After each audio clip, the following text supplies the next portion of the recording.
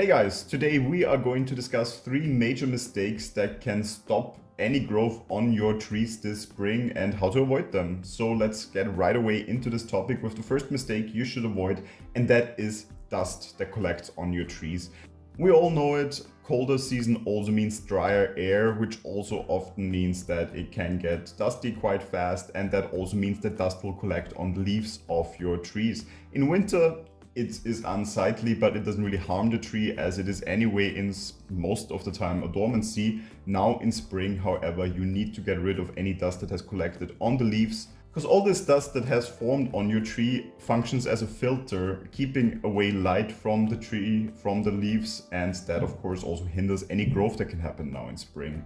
So first thing you have to do in spring now is really get rid of any dust you can see on your leaves. Just go in with a damp cloth and take off any dust off the leaves, and just while you're at it already look at the tree if there's any signs of pests, which of course also can happen in winter more commonly than in summer. The second mistake I already mentioned a little bit, and it also has to do with light. In winter we tend to move our trees a little bit away from windows because of course we want to avoid cold drafts, but that of course now also has the adverse effect that they get less light. So now is the perfect time to move those trees back into a windowsill. You can compare those two trees here. For example, this one I moved quite far away from a windowsill because it reacted quite harshly to a draft. You can see not that much new growth on it yet.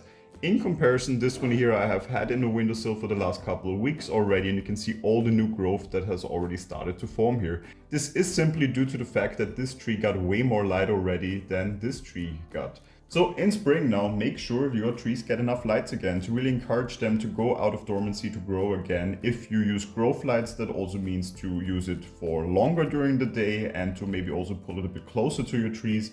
And for natural light, this means getting as close to the light source as possible.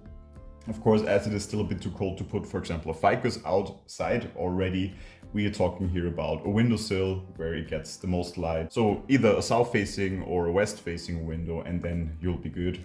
One more problem that can happen over winter and that we also need to tackle now is humidity control, because winter often means very dry air. The radiator heat is normally producing quite dry air. Cold air in general tends to be drier, so now in spring, your tree needs again this more humid environment. With indoor bonsai, we often talk about either tropical or subtropical trees, and those normally thrive in a humid environment. And now that the temperatures are rising, we need to make sure they get this environment again. For example, you can see the soil on this one. It dries out extremely fast because it has simply been in a dry environment, and that of course wicks away any moisture also from the soil, and that also can lead, of course, to the tree drying out too fast. And the combined factors of enough light and high enough humidity will have the nice effect of growing nice, dense foliage on your trees now in spring that, of course, you can benefit them throughout the growth season, and just is the perfect setup for your trees now beginning. So how do we achieve higher humidity? Of course, in general, that means now that we turn the radiators off again as it is warmer outside, that naturally also leads to more humidity again. What you can also do is a humidity tray underneath here, filling it with pebbles and a little bit of water so that evaporates continuously, creating some humidity.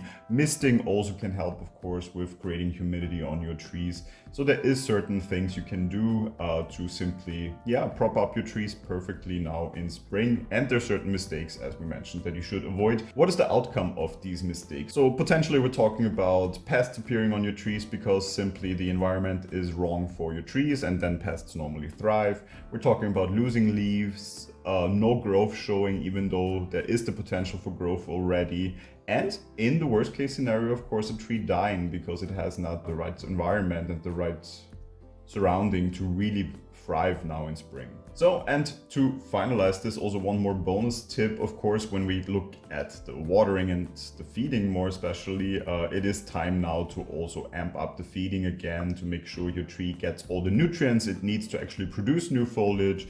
So I tend to use liquid fertilizer. I'm now giving it again every 1.5 to 2 weeks. For most of the trees in my collection, that tends to be the sweet spot. So just of course, simply look at the signals from your tree, how it is responding to the treatment you're giving it now in spring, and see if you need to adjust something.